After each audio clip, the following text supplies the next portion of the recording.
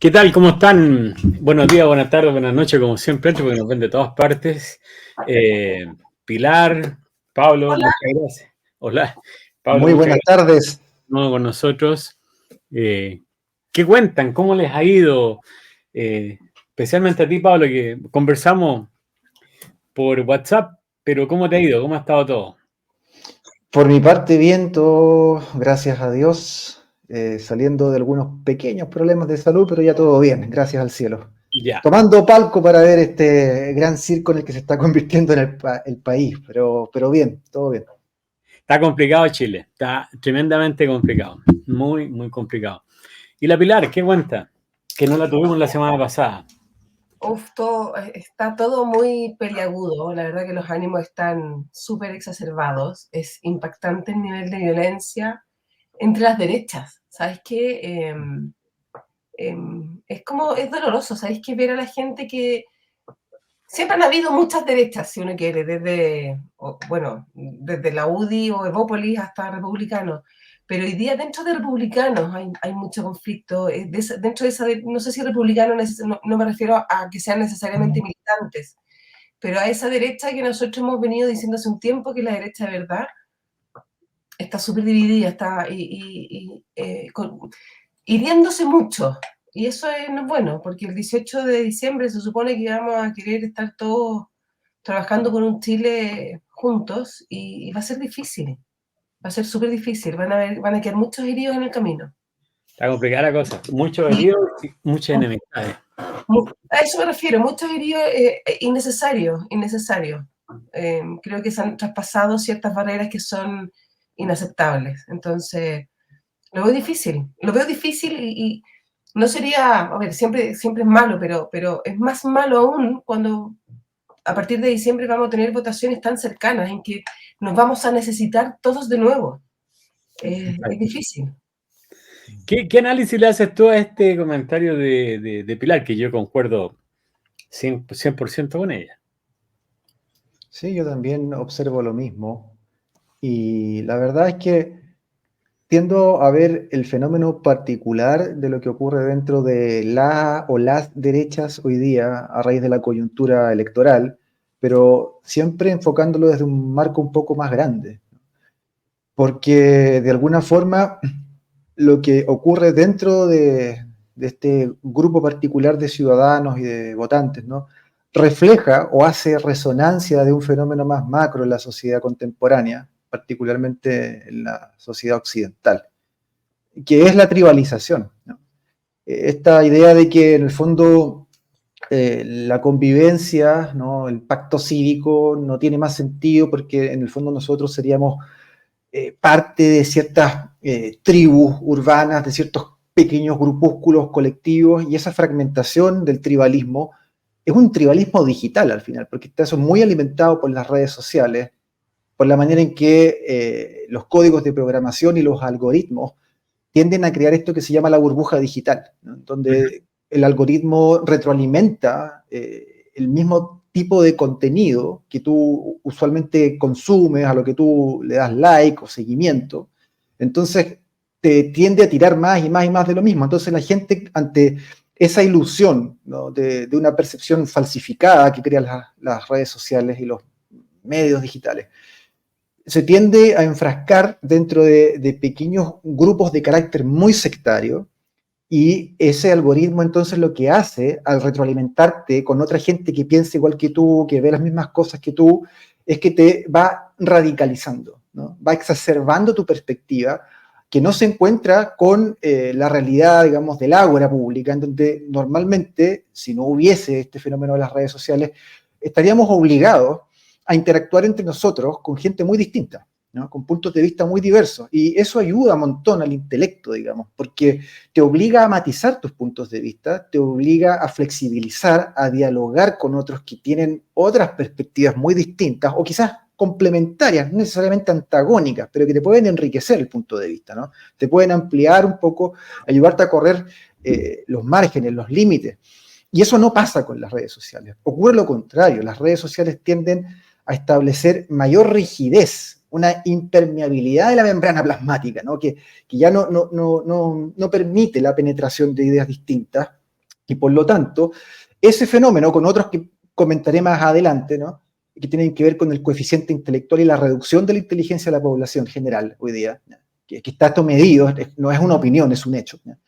Hay varios fenómenos que se conjugan, ¿no?, y que, en resumen, digamos, lo que tienden a producir es un individuo fanatizado, radicalizado, ¿no?, odioso, que no es capaz de dialogar ni de argumentar tampoco sus puntos de vista, sino que más bien entra directamente a la descalificación, a la agresividad, ¿no es cierto?, a la identificación con mi tribu, con mi colectivo, en contra del otro, la otra tribu, del otro colectivo, que pasa a ser el enemigo, ¿no?, ya ni siquiera el adversario, el enemigo, esto es a la guerra, y se producen estas guerras, estas batallas digitales, ¿no?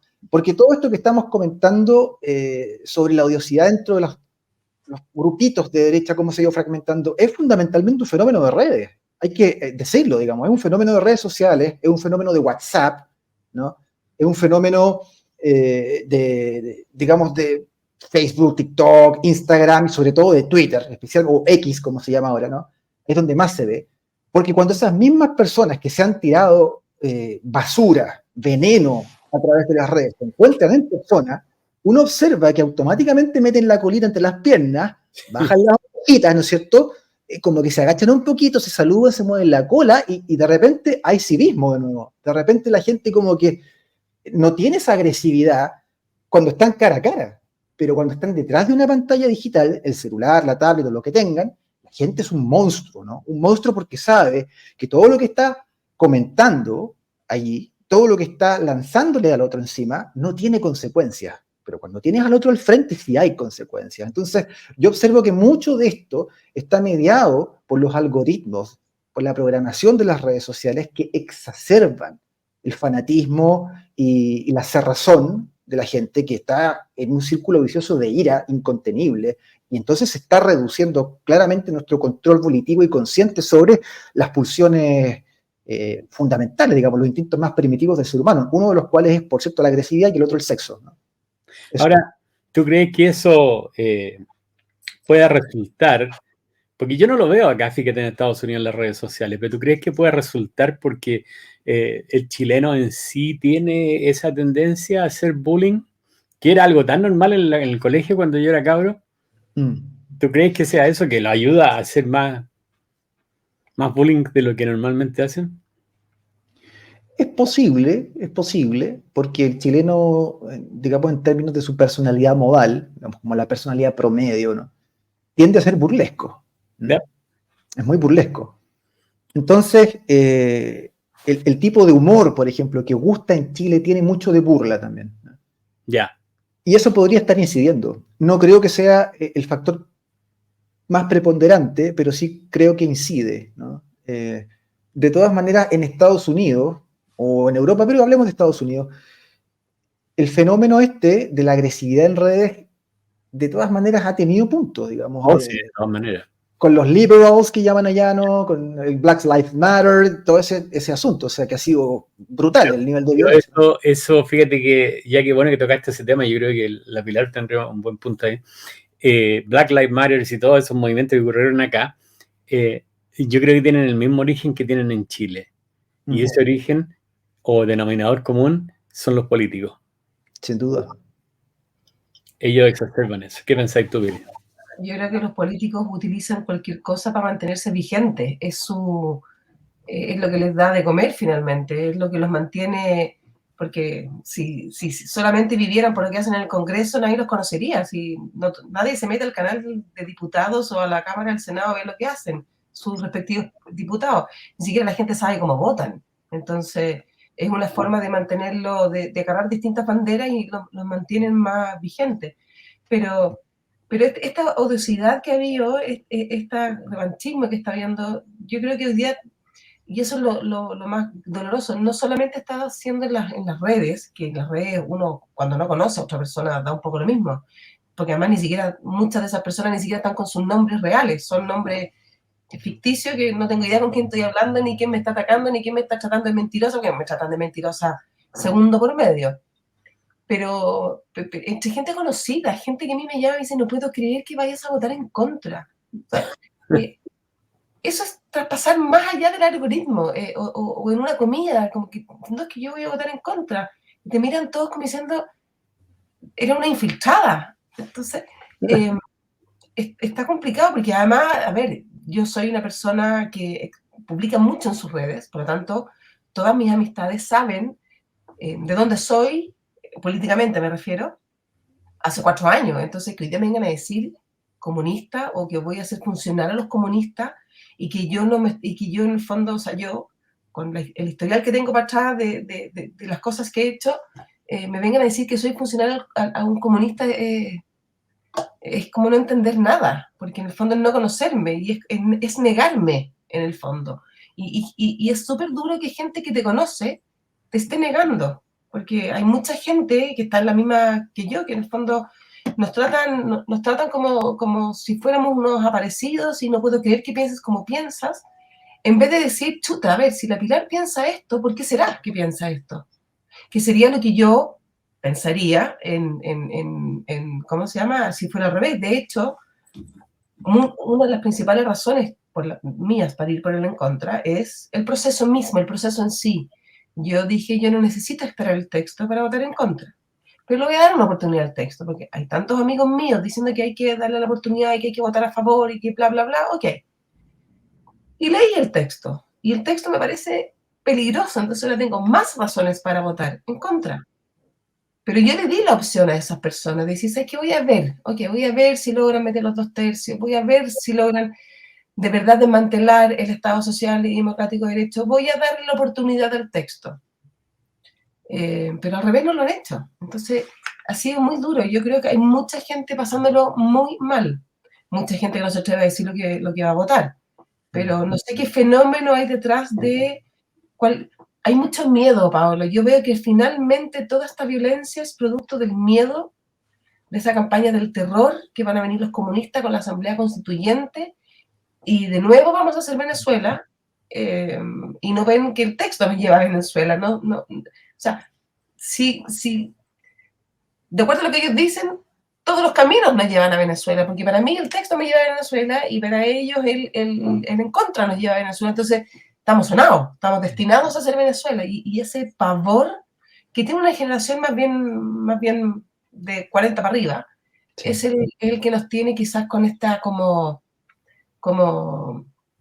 división, que lamentablemente no es una división artificial. Yo creo que va a durar mucho, yo creo que va a generar muchas heridas difíciles de sanar. ¿Qué pensáis, Pablo? Estoy súper de acuerdo. Estoy súper de acuerdo que la base del fenómeno, al final, en el fondo, es el miedo. Y el miedo siempre lleva a la ira. Están súper conectados, ¿no? Son dos reacciones instintivas, viscerales de matar o morir. Eso es, matar o morir. Entonces, si tengo un enemigo al frente, lo percibo, ¿no? Porque es un tema de percepciones, en este caso, tengo un enemigo que me va a destruir completamente, bueno, experimento miedo ante esa aniquilación, y mi respuesta entonces va a ser la agresión. Y evidentemente en eso estamos, puesto que después de los lamentables hechos, ¿no es cierto?, acontecidos en el 18 de octubre del 2019 en adelante, ¿no?, hace 4 años ya, este país quedó herido de muerte. Esa es la verdad. O sea, nosotros no nos hemos recuperado de eso. Y digo en términos sociales, ¿no?, y probablemente no nos vamos a recuperar en décadas, porque la fractura que eso instaló en Chile fue muy grande, fue muy grave lo que ocurrió. Aquí, digamos, tratamos como de no hablar mucho del tema, pero lo que tuvimos fue realmente una insurrección con un intento de golpe de Estado. Eso tuvimos en Chile, ¿no? Más o menos organizado, yo creo que no fue tan orgánico, digamos, que hubo mucho de revolución molecular disipada, y por lo tanto estas redes, ¿no?, nodales se fueron activando del mismo modo en que funciona el yihadismo, ¿no? En Europa, por ejemplo, que no tiene una estructura jerárquica tipo guerrilla o ejército, tipo fuerzas armadas, no funciona así, ¿no? Funciona con pequeñas células que duermen, son células durmientes, independientes unas de otras, pero que mantienen a sus propios miembros en un constante proceso de adoctrinamiento. permanente, ¿no? Los van llenando de odio, los van llenando de rencores, ¿no? Y eso los mantiene ahí, pero contenidos. Hasta que de repente ocurre un fenómeno que puede ser accidental o no, ¿ya? Puede también ser provocado, ¿verdad? Para que despierten estas numerosas células que están repartidas en una red nodal, sin una jerarquía clara, todas más o menos horizontales. Y entonces parten unos por acá, otros por allá, y de repente se despiertan todas las células yihadistas y actúan todos al unísono y empezamos a tener atentados múltiples. Eso lo hemos visto, cómo funciona, digamos, con el tema del Islam radical. En Chile vimos un fenómeno parecido, pero más vinculado a grupos anarquistas por un lado, y a otros a grupos de carácter más trotskista, como de este marxismo extremo, de la revolución permanente. Y eso se activó. Lo hemos tenido en Chile por mucho tiempo, ¿no? Por décadas lo hemos tenido, pero como células dormidas, más o menos desarticuladas, pero que despiertan. Y eso tuvimos en Chile. Esa fractura, bueno, persiste hasta nuestros días. Y a pesar de que en su momento llegamos a ver encuestas horrorosas, que a mí me dan mucha vergüenza, ¿no? Donde tuvimos al 80% de la población de este país aprobando la violencia, mientras ocurría, ¿verdad? En esos meses, 80%. Es una cosa espantosa.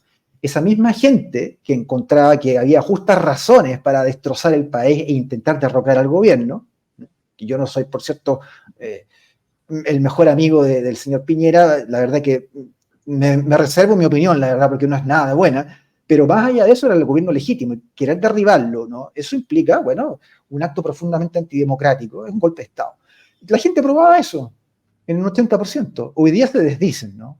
Hoy día ya la violencia, el terrorismo urbano ya no tiene tan buena prensa, ya no tiene tanto apoyo. En general las personas ya como que se hartaron porque vieron que la consecuencia de eso es la reverberación actual que tenemos del narcotráfico, el sicariato, los descuartizamientos, los secuestros, los portonazos, las encerronas. Hace, ¿cuánto fue? 2 días atrás, asesinaron a un niño de 5 años. 5 años en Padre Hurtado. Desde un auto que empezó a disparar hacia el interior de una casa y el abuelito de ese niñito está ahora grave, con muerte cerebral, en un hospital. En eso estamos. Entonces, aparecen piernas, cabezas, brazos, torso, ¿no es cierto? Acá en la región, la quinta región, lo hemos tenido en Quilpué, en Valparaíso, en Santiago, ni hablar, Santiago Centro, un espanto, en Coquimbo, ahí en la playa, ¿verdad? Que han ido encontrando los trozos de a poquito. Esa ha sido la reverberación, esa ha sido la consecuencia de lo que ocurrió el 18 de octubre, con el 80% de responsabilidad de la población de este país, que no se hace cargo de lo que en ese momento aplaudía y apoyaba. Ahora se hacen todos los cuchos, ¿no? Ahora nadie quiere asumir lo que en ese momento aplaudió y cuyas consecuencias estamos pagando hasta el día de hoy. Bueno, en ese escenario que estoy describiendo, ¿cuál es la emoción actual, digamos, presente, que más va a prevalecer? El miedo, pues. Entonces, por eso estoy muy de acuerdo con lo que dice Pilar, el miedo, ¿no? Entonces, cuando tú estás en ese escenario, y donde sabes que tienes una izquierda radical dispuesta a todo, a cualquier cosa, que con tal de alcanzar el poder va a cruzar cualquier línea moral, ¿no es cierto? Le importa un carajo. Bueno, obviamente te enfrentas a un escenario de guerra donde te da mucho miedo, te aterra, digamos, la posibilidad de que algún día en el futuro logren concretar ese golpe de Estado fallido que no les funcionó antes a través bueno, tanto de la violencia como la consecuencia inmediata que fue la primera convención constituyente, ¿no? Bueno, como no lo lograron, van a seguir intentándolo, eso lo sabemos, no van a parar jamás, ¿no? Y por lo tanto, en ese escenario de miedo ante esa posibilidad, la derecha está fragmentada, ¿no? Y entonces, quienes vayan por él en contra, lamentablemente tienen que pagar el precio, ¿no? De enfrentarse con los que están en la favor y recibir finalmente esa acusación permanente de ser aliados de los comunistas, infiltrados, ¿no? Cualquier cosa, porque al final estamos desde esa trinchera del miedo, que, insisto, luego se refleja fuera como ira, ¿no? Como agresión, y salir de esta cuestión, de este loop, va a ser muy difícil mientras los políticos especialmente sigan alimentando la odiosidad, porque al final toda esta cuestión que estamos viviendo, a mi juicio, es algo que simplemente se montó como una segunda intentona, pero porque les conviene a ellos, ¿no? O sea, es que es tan descarado que incluso hayan escogido una fecha, es inaudito. Yo esto lo conversaba muy día hace un rato atrás con Vanessa acá. 17 de diciembre, o sea, ¿a qué genio se le ocurre hacer un plebiscito, con ahora, más todavía cuando es votación obligatoria, el 17 de diciembre, o sea, a 7 días de Navidad? El perjuicio que eso causa a la economía de partida, ¿no? El problema, incluso logístico, que implica para los mismos funcionarios del CERVEL, o sea, es que es una locura, o sea, hay que ser realmente tarado, discúlpeme la palabra, pero tarado para montar una votación obligatoria un 17 de diciembre. Pero ¿qué les importa a los políticos si al final este tema es para ellos? Es para poder maniobrar y manipular, adulterando la Constitución o lo que sea, las leyes, lo que convenga, para poder adquirir mayores cuotas de poder. Eso es todo. Ahora, tú tocaste el tema ahí del en contra, que nos dicen que uno vota con el Partido Comunista. Uno le puede dar miles de razones de todas las ocasiones en las cuales los políticos, no que se hayan puesto de acuerdo, en algunos casos fue así, votaron junto a los comunistas. Plebiscito del 80, reforma de la Constitución actual en 1989, el asunto de los retiros de fondos de la AFP. Los partidos políticos terminaron votando todo más o menos lo mismo. Pero nadie en ese momento lo dijo. Entonces tenemos esa mentira que aunque tú le des las razones a las personas de que el argumento no está correcto, porque debería ser un poquito más elaborado, o por lo menos escuchar la razón. Después tienes casos, como lo nombraba aquí Paulina en un comentario, el a favor ahora se adueña de que Axel Kaiser está votando por el a favor. Cuando el mismo Axel dice no. Lo he visto en TikTok yo y en Instagram, que la Patricia Maldonado está votando por el a favor. Que Milei está votando por el a favor. Y todo eso viene de esa gente. Ahora, ellos se darán el trabajo a pensar, tendrán la capacidad para poder elaborar un pensamiento o un raciocinio en decir, no, yo estoy mal, si lo que yo tengo que dar es no lo que el otro piensa, sino que lo que yo pienso. Porque al final esta votación es personal. ¿Dónde falla el chileno? ¿Falla ahí la educación que nos quitaron el gobierno de Frey y de la Bachelet? ¿O siempre hemos sido medio tarados? Yo creo que... Puedo complementar un poco yo siento que acá hay como un flautista de Hamelin también, porque la gente ni siquiera está dispuesta a escuchar razones, como que quieren creer, les es más cómodo creer, y decidieron creerle a un sector y decidieron creer ciertas mentiras, porque tenemos que decir, la campaña del en contra ha sido bastante mala y bastante llena de mentiras, la campaña del en contra de izquierda, ¿ya? Pero la campaña a favor también ha tenido un montón de mentiras. Entonces, ¿por qué la gente es tan fácil como que si a mí me dicen no van a haber más pitutos, que yo vaya al texto y lea el artículo y me dé cuenta que es mentira lo que me están diciendo? ¿Qué hace que la gente sea tan... ¿Cómo es posible que la gente siga siendo tan cómoda después de todo lo que hemos pasado y siga creyendo en los políticos, siga creyendo en una lista de deseos, que es una lista mejor escrita que la que había en el mamarracho, pero finalmente es una lista igual, de cosas buenas que nadie con el corazón bien puesto no querría para su país, pero impracticables? Entonces, ¿qué hace que la gente siga creyendo? Pregunta para ti, Pablo. Sí, perdón. Mira, yo de verdad pienso que el material de construcción de este país, digamos, el ladrillo fundamental, que son las personas, nunca ha sido de muy buena calidad, hay que decirlo. ¿Ya? O sea, una cuestión histórica. Nosotros no nos caracterizamos precisamente por ser un país brillante, con gente, digamos, de alto nivel, de alto vuelo intelectual, de alta cultura. No, hemos tenido, por supuesto, nuestras lumbreras. Tuvimos a un Andrés Bello, bueno, que era venezolano, de hecho. Sí. Pero tuvimos gente, digamos, de todas maneras, grandes intelectuales, gente que ha aportado mucho al desarrollo académico del país, por ejemplo. Ciertamente, todo país lo tiene, ¿no? Pero el grueso de la población no es eso. Entonces, hay que partir de esa base, de asumir que, digamos, no tenemos un buen ladrillo de construcción. Pero a eso hay que sumar después el resto de los factores. O sea, es evidente que las sucesivas reformas del sistema educativo han estado orientadas a bajar los estándares, ¿no? A reducir las exigencias en temas de esfuerzo, de disciplina, de constancia, ¿no?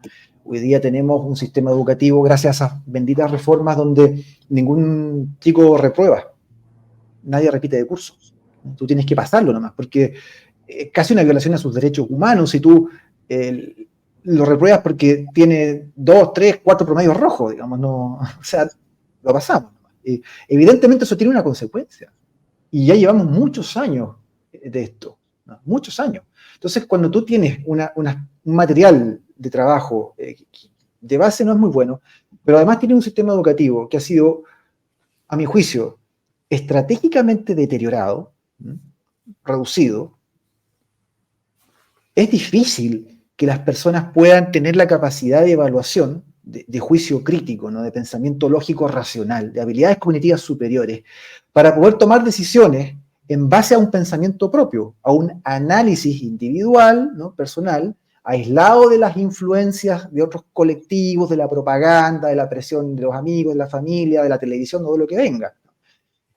Cuando tú haces una elaboración de juicio, ¿no? Propia, realmente propia, te tienes que aislar de esas presiones sociales y de la propaganda, y tienes que evaluar cada cosa en su justa medida, de acuerdo a sus propios méritos. Y para eso tienes que haber desarrollado habilidades cognitivas superiores, tienes que tener ciertas habilidades de formulación lógica para poder juzgar correctamente la realidad, ¿ya? Pero como no tenemos eso, por estos dos fenómenos combinados que yo estaba recién mencionando, ¿qué queda? Bueno, que las personas realmente ya no son personas o no son individuos, son simplemente una caja de resonancia pasiva del colectivo en el cual están insertas en el marco del tribalismo que yo describí al principio. Entonces, exacto, dependiendo de más o menos cómo es tu familia, ¿no? De cómo son tus vecinos, los apoderados del colegio, tú vas a tener una cierta resonancia de esas opiniones que tú has ido escuchando en el medio ambiente. Y tú vas a repetir nomás. O sea, la gente anda diciendo tal cosa en mi entorno, entonces yo repito, ¿no? Y si luego yo en las redes sociales, el algoritmo, me retroalimenta con más de esas mismas opiniones a las que yo le he ido dando like, ¿no? Bueno, entonces parece que todo el mundo piensa así, entonces yo repito y hago esta resonancia, ¿no? Y luego voy, marco el votito. Entonces los políticos saben esto. Y por eso es que los políticos hoy día se han hecho expertos en manipulación de masas por medio de las tecnologías digitales y de la tecnología de la información. Tienen verdaderos community managers detrás de ellos que trabajan de manera muy proactiva y estratégica en el campo de la propaganda, de la psicopolítica y la psicología de masas. Y estamos en eso. Bueno, si tú recuerdas en tiempo, ahí te quiero hacer una pregunta. Si tú recuerdas en tiempos de las elecciones alemanas, las últimas elecciones, ocurrió también en Francia y también ocurrió en Inglaterra, si es que mal no recuerdo. Ellos contrataron compañías rusas, compañías estadounidenses, sí, que se dedicaban a saber para qué lado iban las redes sociales y poder manipular las redes sociales. Es realmente maquiavélico. Realmente maquiavélico. Y aquí viene la pregunta. A través de tú y yo hemos conversado tanto, y yo aprecio mucho tu amistad, porque a veces inclusive me arregla mi cabeza. ¿Cuál era el promedio? Voy a hacerla como dice Boris. No tengo la cifra, pero habíamos hablado de que hay un promedio coeficiente intelectual en el cual el chileno está más abajo. Sí. ¿Recuerdas las cifras tú? Bueno. Es dramático eso. Mira, las cifras así actualizadas año 2023, estamos hablando de hoy día, ¿ya? Chile tiene promedio, la población, 88 puntos de cociente intelectual. Para que tengamos el marco de referencia, la inteligencia normal, o sea, mediocre, que no es una inteligencia brillante, superior, ¿no? Lo normal, la mediocridad, es entre 90, lo bajo, y 120 por lo alto, allá adentro.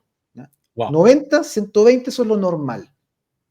Si tienes una población promedio 88, tienes lo que se llama en psicología inteligencia normal lenta.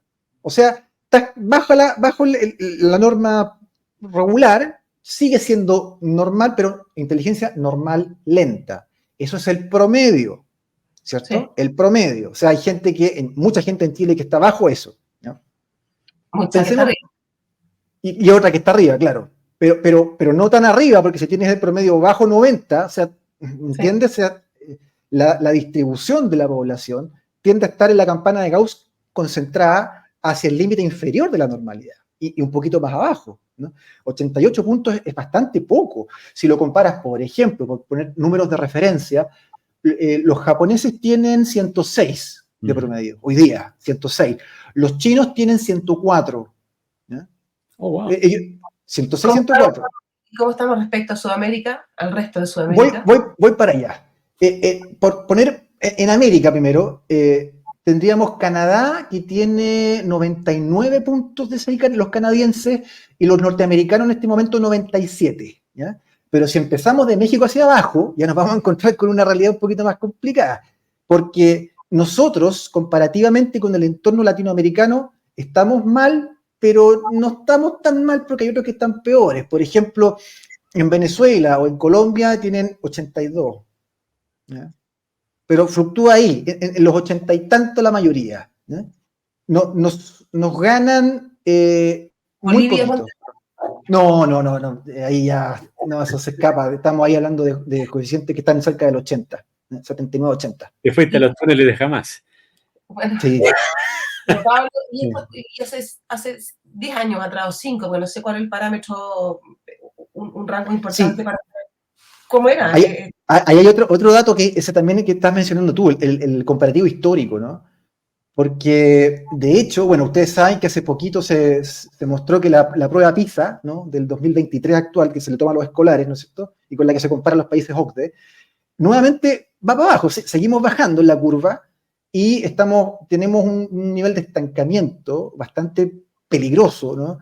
Porque esto nos mantiene bajo el promedio OCDE, pero no solamente eso, sino que estamos viendo, por ejemplo, que en la prueba PIAAC, que es una prueba que se utiliza, parecida a la PISA, pero se utiliza con adultos ya, no con escolares, ahí sí la cuestión es heavy, porque, por ejemplo, Chile tiene un 53%, esto dato actualizado, 53% de analfabetos funcionales, adultos que no son capaces de entender lo que leen, es un analfabeto funcional, sabe leer y escribir, pero no entiende lo que lee. Y si tú le pides que escriba, que redacte algo breve, tampoco puede hacerlo de forma correcta. ¿Ya? O sea, 53%.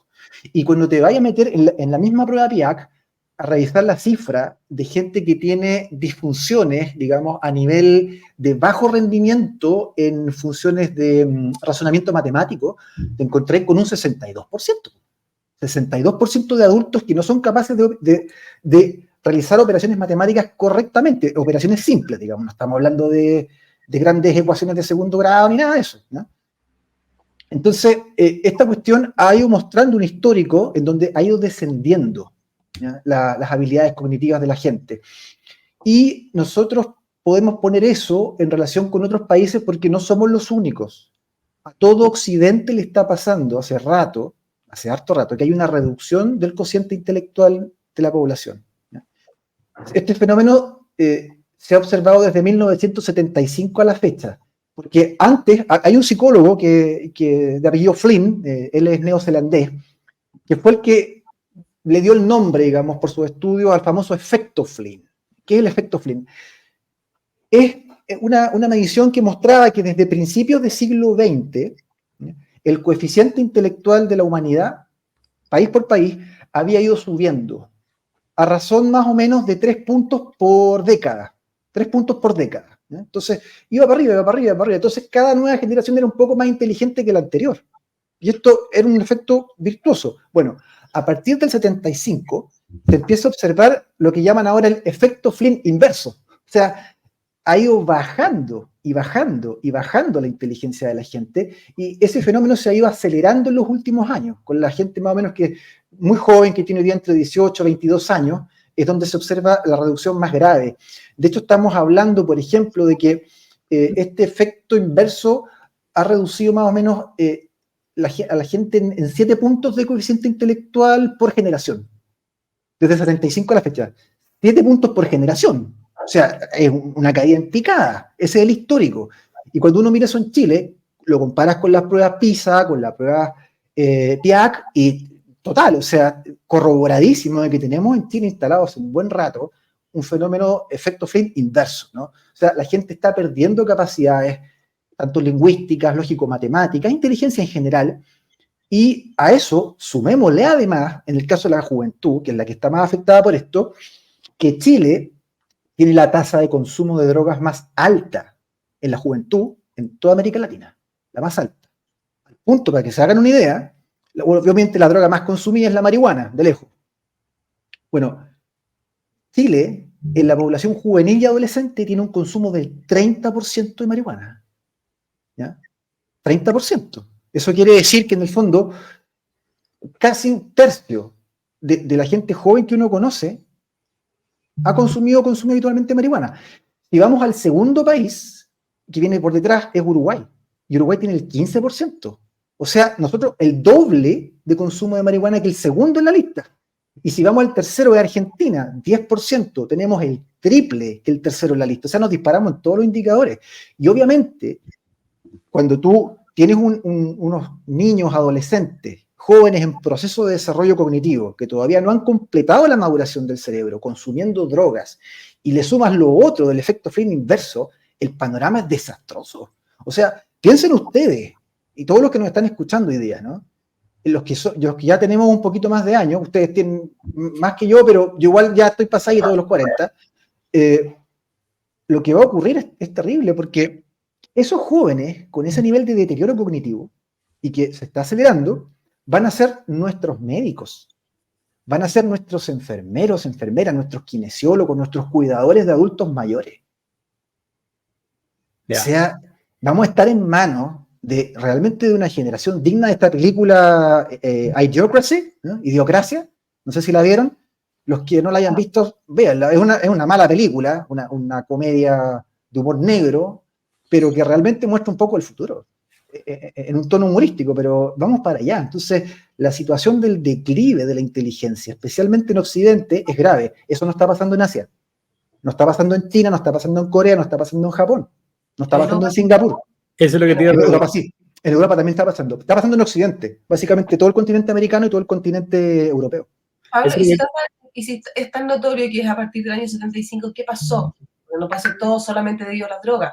Cambió el tipo de formulación, digamos, cambió el tipo de cómo se formulan las pruebas que miden la inteligencia, cambió, ¿qué puede haber pasado que desde el año 75 viene a la baja? Mira, hay varias hipótesis para intentar explicarlo, ¿ya? Al principio, en el 75 a 85, en la primera década de donde se observa este efecto Flynn inverso, es leve, ¿ya? O sea, se empieza a observar, más bien hay como un estancamiento, ¿me entiendes? Como que en vez de seguir aumentando, como que ahí para, como que se produce una década de estancamiento. Y después del 85 para adelante tú empiezas a observar lentamente un declive, y eso empieza a acelerar, ¿ya? Entonces, Vale. No, perdón, dale. La explicación, que es hipótesis, porque esto no está todavía demostrado, pero es que hay una conjugación de factores, ¿ya? Uno de los principales factores sería el deterioro en los programas educativos a nivel occidental, ¿ya? Hay como una tendencia, fruto de las malas decisiones políticas finalmente, de intentar rebajar los estándares, exigir cada vez menos, porque la perspectiva en el fondo es disminuir o ojalá borrar la necesidad de esfuerzo y disciplina de los jóvenes y su reemplazo por una justificación, por complacencia y sobre todo por un enfoque hedonista del desarrollo infantil y adolescente. ¿A qué me refiero con esto último? Las generaciones, digamos, de padres y madres de los años fines de los 70, principios de los 80 para adelante, vienen con una carga ideológica, cultural muy fuerte, ¿ya? Ahí, digamos, se produjo un fenómeno que yo creo que los psicólogos son grandes culpables en esto, ¿eh? Se empieza a producir como una propaganda en los medios muy fuerte de una psicología pop, una psicología muy mal entendida, donde parecía que todo lo que tú le dijeras a un cabro cualquier cosa que los disciplinara, que los corrigiera, ¿no? Cualquier forma de represión, entre comillas, ¿no? Hacia un niño, lo iba a dejar traumatizado. Iba a ser un trauma y tú ibas a ser el peor padre, la peor madre, ¿no? O sea, es una cosa espantosa. Que al mismo tiempo se ve en esa generación de padres de los 80, que empieza a primar mucho este discurso bastante tóxico de que yo no quiero que ellos sufran lo que yo sufrí. Okay. Yo no quiero que ellos pasen por lo que yo pasé. Porque mi infancia, mi adolescencia fue muy dura, tuve que esforzarme mucho, mis padres me disciplinaron, ¿no? En el colegio lo mismo, había mucha disciplina, había castigos, normas muy claras, había mucha jerarquía y autoridad de los profesores y de los padres, entonces yo no quiero hacerle eso a mis hijos, no quiero que ellos sufran lo que yo sufrí, y por lo tanto yo voy a rebajar los estándares, voy a ablandarlo todo, voy a ser complaciente con ellos, voy a justificarlos en todo, los voy a sobreproteger, en fin, los voy a mimar. Y ese fenómeno, por un lado, esta especie de psicología pop antitrauma, y es una cosa que no tiene ningún sustento científico, ninguno, junto con los políticos bajando los estándares, reduciendo los currículums escolares al mínimo, justamente para que haya mayores niveles de aprobación y digan, mira, estamos haciendo lo fantástico, ahora ya nadie reprueba, digamos, todos los chicos van a la universidad, lo hemos hecho maravilloso este gobierno, y resulta que no es porque la gente sea cada vez más inteligente, sino porque tú has ido rebajando los estándares, ¿no? Todo eso se mezcló, se conjugó. Y eso es lo que en parte explica el fenómeno de esta reducción de la inteligencia, junto con, y esto hay otra hipótesis con la que yo no estoy muy de acuerdo, que dicen que supuestamente también se podría explicar porque las pruebas estándares de inteligencia, tipo Binet, Weiss, ¿no? Los test de inteligencia estandarizados a nivel de psicología cognitiva, medirían ciertas habilidades y capacidades que hoy día la gente ya no estaría necesitando tanto para interactuar con el medio ambiente social, educativo, laboral, ¿no? Que hoy día la gente recurriría mucho al manejo y la buena gestión de redes sociales, de internet, de información a través del celular, qué sé yo, el smartphone, y que con eso, digamos, tú tendrías como una suerte de inteligencia paralela que estos test de inteligencia no estarían midiendo. Como que la gente en el fondo, frente a este nuevo mundo altamente digitalizado, estaría desarrollando otras habilidades de interacción con la máquina fundamentalmente, y ya no necesitaría pensar de forma tan lógica, racional, ni tampoco tener tantas habilidades de lectoescritura o de comprensión del lenguaje. Y les bastaría simplemente, para estar bien adaptados y ser funcionales o, entre comillas, exitosos dentro de un mundo con estos estándares tan bajos, con simplemente saber usar un computador, una tablet y un celular. Bueno, pero eso explicaría los últimos 20 años. Porque sí, así, del 75 hasta el 95... no se puede. Por eso yo insisto, yo con esa hipótesis no estoy de acuerdo para nada. Porque de hecho, junto con lo que tú estás diciendo, que es correcto, eso no explica lo que pasó antes de Internet, antes de las redes sociales, y que ya venía de antes, ¿no? Junto con eso, además, estarías diciendo en el fondo que actualmente no sería necesario que el cerebro realice interconexiones neurales de calidad. O sea, que no importa, quedémonos con un cerebro subdesarrollado. Total, las máquinas hacen lo suyo y uno basta con un par de clics y ¿qué es lo que obtienes con eso? Éxito, pero en un sistema, o adaptación, no éxito, adaptación en un sistema de mediocridad universal, donde en el fondo tú quedas zombificado, quedas entontecido, una masa de borregos, idiotas, incapaces de pensar, al servicio justamente de los políticos y de las grandes corporaciones. O sea, es un mundo tremendo. Claro, por supuesto que a ellos les conviene eso, ¿no? Y van a promover explicaciones tontas como esta que acabo de dar. Pero en realidad es lo anterior, es lo que yo decía, lo que explica por qué del 75 a la fecha pasa eso. Porque allí no había internet, pero sí teníamos padres malcriadores, ¿no es cierto? Madres que justifican todo, niveles educativos cada vez más bajos, con menos exigencias, sin disciplina, en fin. Fíjate que ayer fue 7 de diciembre. Y acá en Estados Unidos se recordó la fecha del 7 de diciembre de 1941, que es el ataque a mansalva por parte de Japón a Estados Unidos. Yo lo publiqué en mi Facebook personal. Y en un comentario con un pariente, que él me lo responde, entonces yo le digo, ¿qué habría sido del mundo si Estados Unidos no se hubiera metido y hubiera quedado a cargo de, en este caso, de Japón?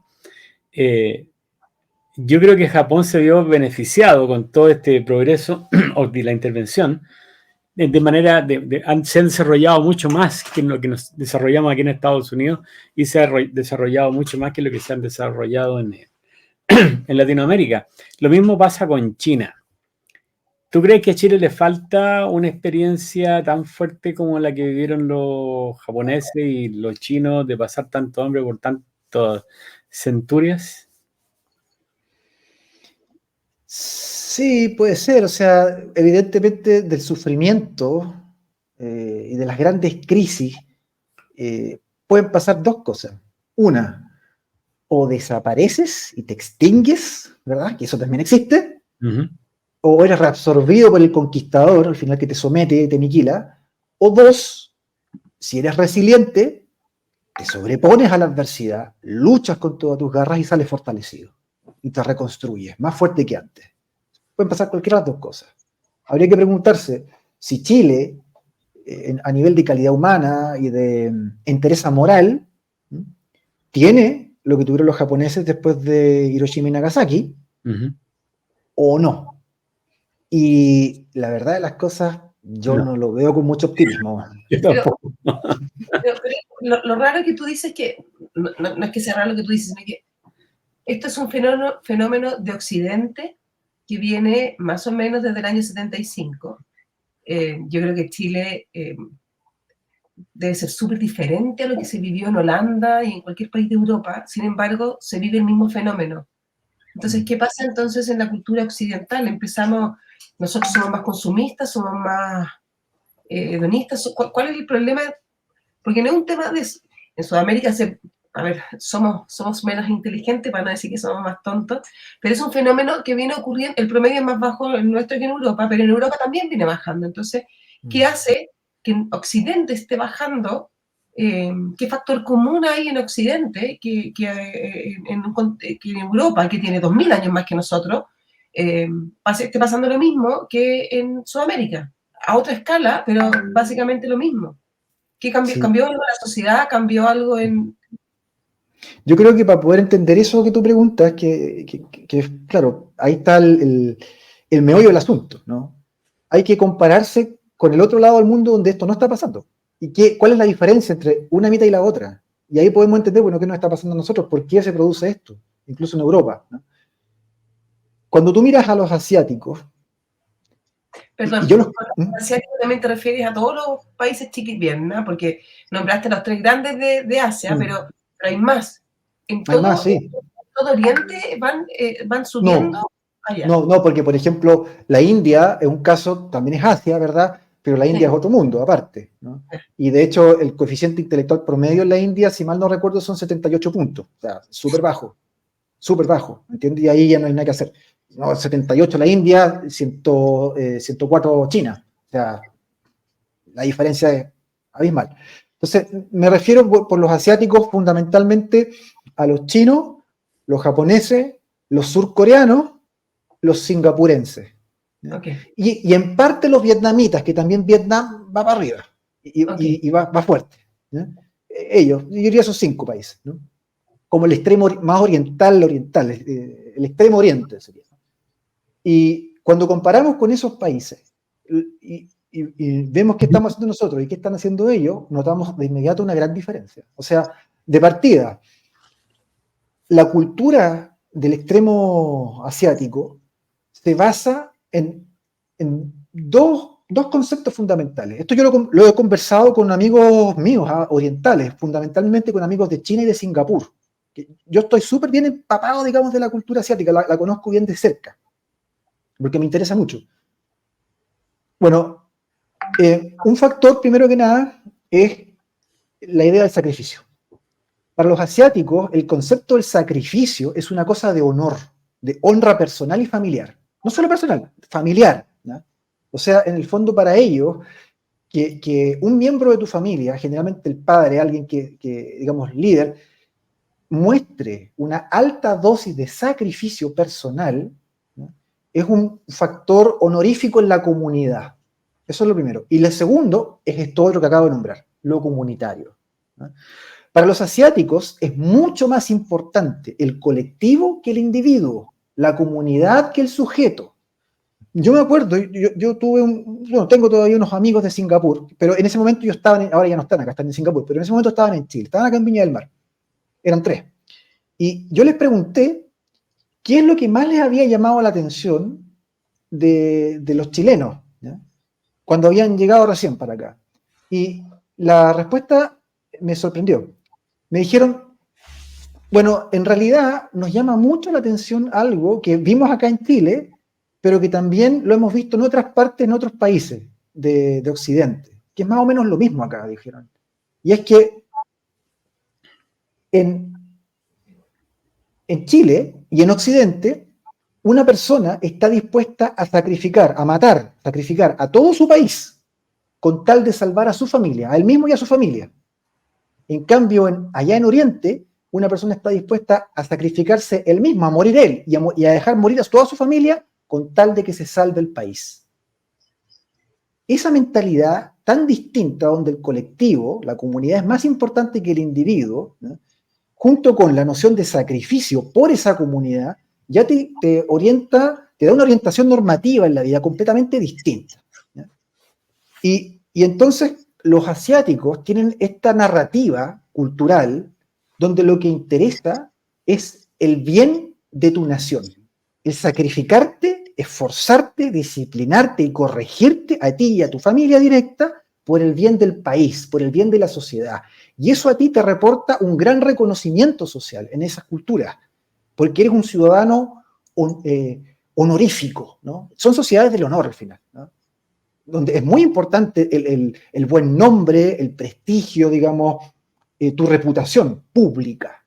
Y esa reputación está mediada por tu capacidad para el trabajo duro, el sacrificio, para el posponerte a ti mismo en favor de los demás. Esto, por ejemplo, en Japón es muy explotado por las empresas, que se les pasa la mano y se vuelven abusivas. El mundo laboral japonés y en Surcorea es lo mismo, ¿eh? Es terrible. Allá tienen jornadas laborales de 11 horas, a veces. Porque la gente, cumplido el horario, se queda a trabajar.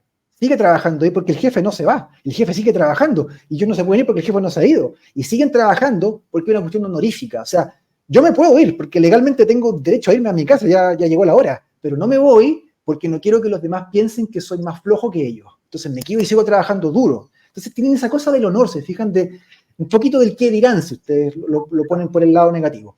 Acá que se queda huevón nomás.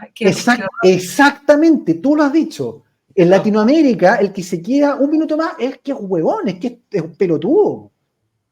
Como se dice en Chile vulgarmente, es un longi, le dicen. Es un longi. Ya.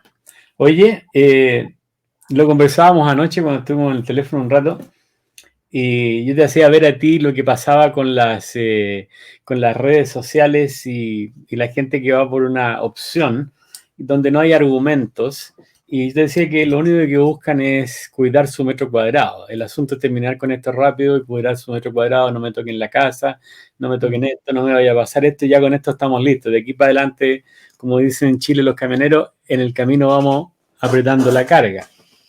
Y llegábamos al punto de cuán bien le hizo a Chile el neoliberalismo, o cuán mal, y cuán mal le podría hacer el libertarismo, al exacerbar justamente ese metro cuadrado. Exactamente. El gran problema aquí los amigos liberales, libertarios me van a detestar, pero el gran problema de esos modelos es que exacerban el individualismo, ponen al individuo como una especie de sumum bonum, ¿no? Donde no hay ninguna otra cosa más que la libertad individual, y eso es lo único que hay que defender, lo único prioritario, como si no existiera la comunidad, la importancia que tienen los vínculos, los lazos con tus vecinos, con tu familia también, pero va más allá, con tu país, con tu nación, ¿no?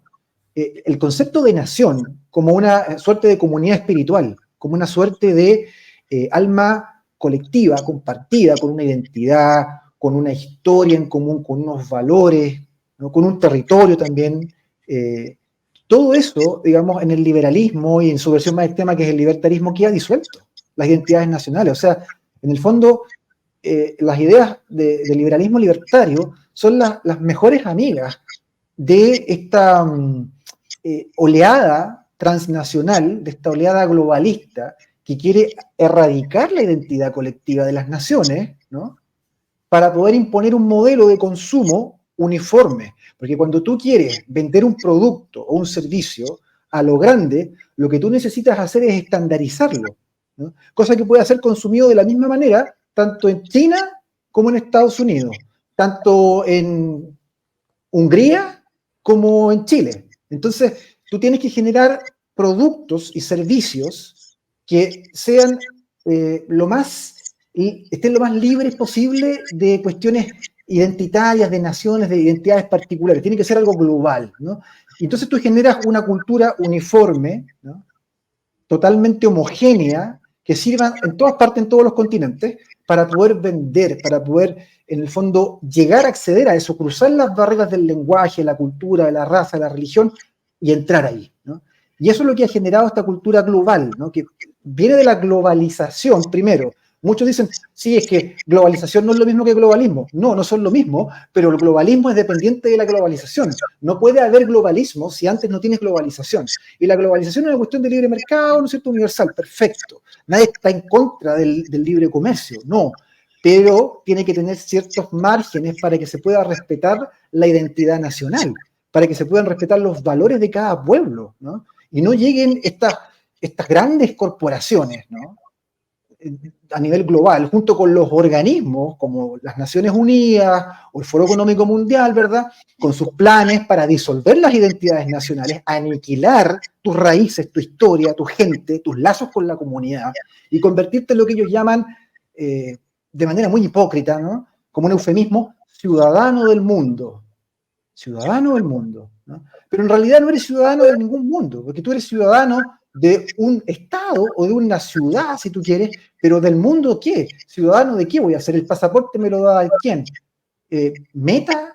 ¿O Alphabet? ¿O me lo va a dar, a lo mejor el pasaporte me lo va a dar BlackRock, de Larry Fink? O sea, en el fondo, ahí tenemos un problema con esta cuestión, porque el libertarismo, al final, al exacerbar al individuo y atomizarlo, corta los lazos con la comunidad que te dan identidad.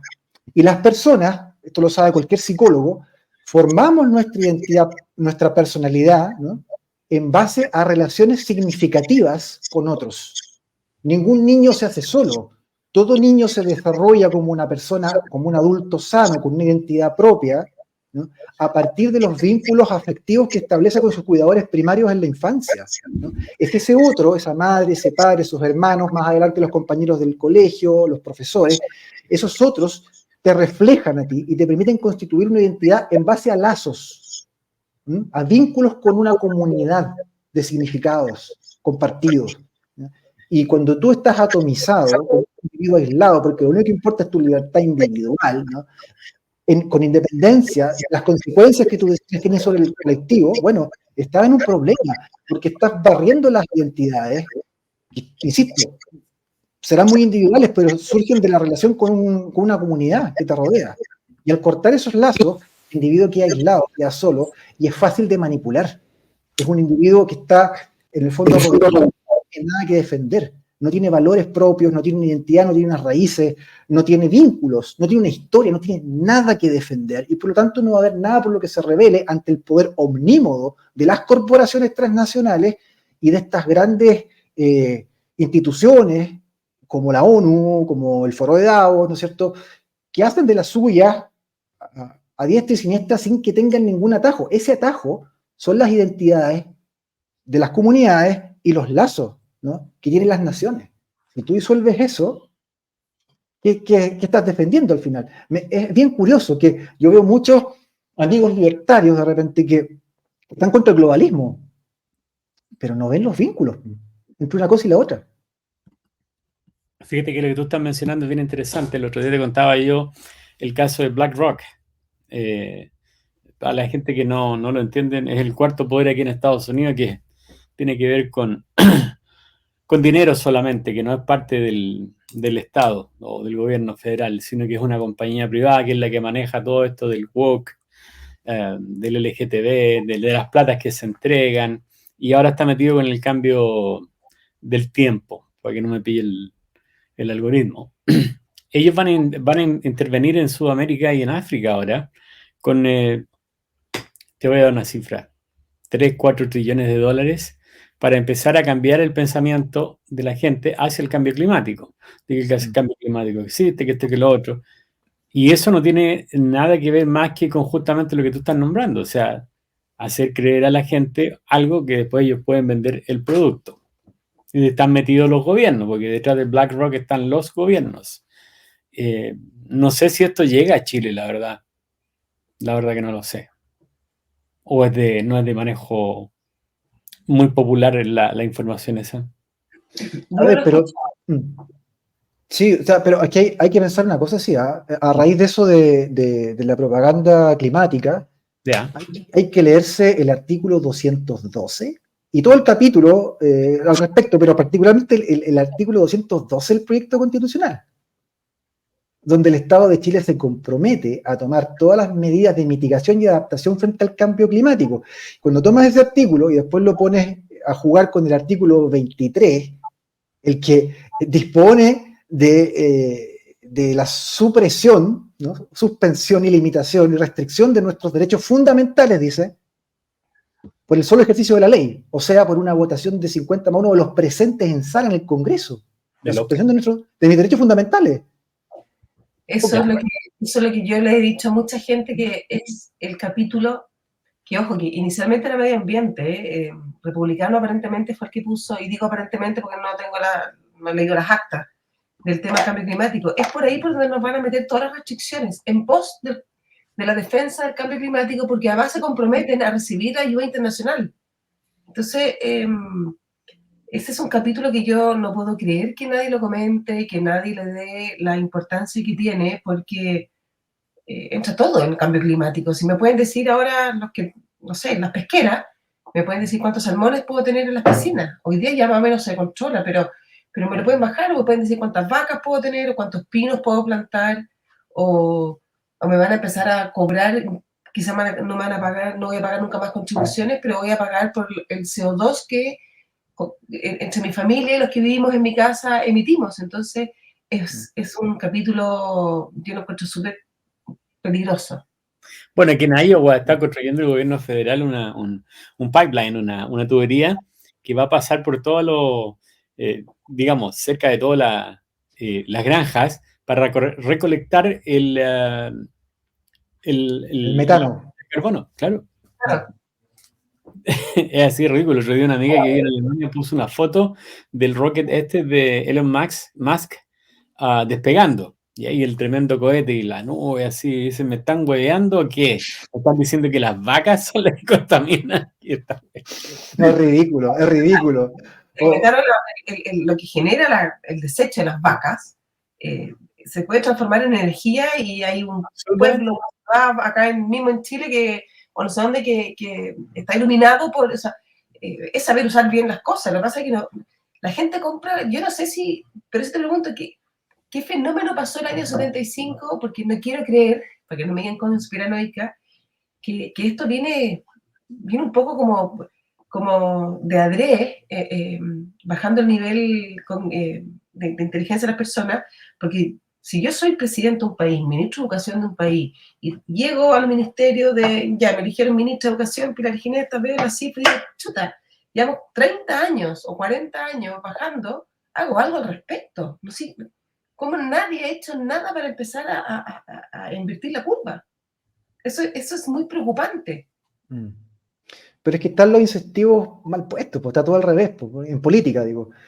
Porque, por ejemplo, acá en Chile, teníamos el problema supuesto, que eso decían los políticos, ¿no?, de la desigualdad en la educación, donde había gente que bueno, recibía muy buena educación porque podía pagarla y el resto no. Bueno, entonces veían que la gente que recibía esa buena educación accedía a las universidades, ¿no es cierto?, a las carreras de titulada, después accedía a mejores puestos de trabajo, mejores sueldos, y el resto quedaba ahí. Entonces, resulta que hubo alguien que quiso emular eso, digamos, en la educación pública, y se crearon los famosos liceos bicentenarios, los liceos de excelencia, en el fondo, ¿no? Y empezó a funcionar, replicando un poco el modelo exitoso que había tenido por mucho tiempo el Instituto Nacional de donde salió gente bastante brillante, incluido varios presidentes de Chile. Bueno, pero y ya sabemos lo que ocurrió, ¿verdad? Todos lo recordamos cuando empezaron con que ese tipo de modelos de los liceos bicentenarios reproducía la desigualdad, que había que bajar a los cabros de los patines, lo dijo Izaguirre, había que quitarle los patines a los que andaban en patines, ¿no? Y por lo tanto teníamos que empezar a nivelar hacia abajo, porque de lo contrario, al tener estos liceos y escuelas de excelencia que tenían altos niveles de disciplina y exigencia, se estaba entonces separando mucho más todavía a los niños inteligentes o digamos a los niños más privilegiados de los que tenían más dificultades. Y por lo tanto empezó esta teoría falsa, pero absolutamente falsa, con ninguna evidencia en psicología, ninguna, del efecto contagio.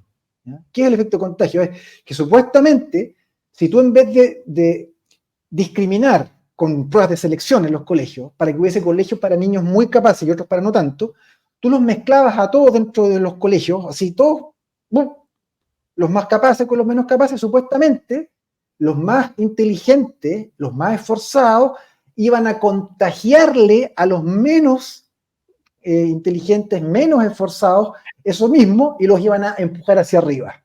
Entonces no había que tener liceos bicentenarios, no había que tener colegios de excelencia, sino que había que homogeneizar nomás, todo mezclado. Todos por osmosis iban a ser más inteligentes. Es que esa es la teoría. A ver, esto que yo les estoy contando, es de verdad, me consta, porque a mí me lo mostraron. Esto, había papers académicos en las universidades, en las facultades de humanidades, de psicología, de pedagogía, que argumentaban, digamos, cero evidencia, pero eran papers que se publicaban con esta cuestión, ¿no? de este efecto contagio.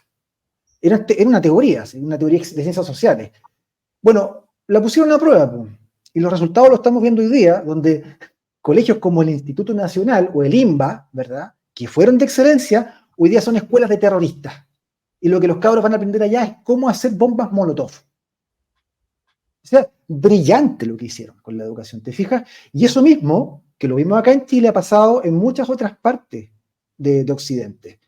Y si eso que ocurre acá en Occidente lo comparamos con los sistemas educativos del extremo de Asia, donde, insisto, estaba el tema del honor, del esfuerzo, el sacrificio y los lazos comunitarios, tú ves que el sistema educativo allá está basado en exigencias brutales. O sea, de verdad allá hay un nivel de competitividad dentro de los colegios y las universidades tremendo, ¿no? Y está todo orientado a la excelencia. Y es una vergüenza para el alumno que no se esfuerce, que no trabaje duro, ¿no? Que no tenga una disciplina, que no esté orientado a mejorarse a sí mismo, a superarse a sí mismo. Es una vergüenza social, pública, para la familia entera. Entonces, por esa razón, como existe esa cultura y está impregnada en el sistema educativo, tienen un coeficiente intelectual de 106 puntos. Y por esa razón son lo que son. ¿Hay algún análisis o algún estudio o algo que pueda...? Porque a mí lo único que se me viene a la cabeza, que también que no hay allá y que tenemos acá, con acá me refiero a Occidente, son todos estos organismos internacionales, la ONU y todos estos que empiezan con estas políticas mundiales de educación sexual integral, los ODS. ¿Coincide con algo? ¿Coincide que en esa época también, en ese minuto de 1975, más o menos, empieza a haber también más interacción entre los gobiernos, los distintos gobiernos y estos organismos internacionales? ¿O empiezan a haber más directrices más que se meten en temas de educación, de sociales? Y ¿hay algún comparativo? Sí, o sea, uno podría especular. Yo no he visto, digamos, investigaciones serias o definitivas al respecto de lo que tú planteas, pero uno podría especular, ¿no?, como hipótesis, explorar que efectivamente desde mediados de los 70 o fines de los 70 en adelante empieza a haber, digamos, un cierto cambio en la orientación de las políticas globales de estos organismos, y la hubo, digamos, ¿no? Eso sí lo sabemos que la hubo. Hubo un cambio, digamos, de esta idea que originalmente Naciones Unidas estaba orientada a impedir, ¿no es cierto?, el advenimiento de una nueva guerra mundial, que ese era el objetivo, digamos, de crear una instancia de diálogo, de encuentro diplomático entre naciones para que los conflictos se resolviesen por la vía política y no por la vía bélica. Ese era el objetivo, ¿no?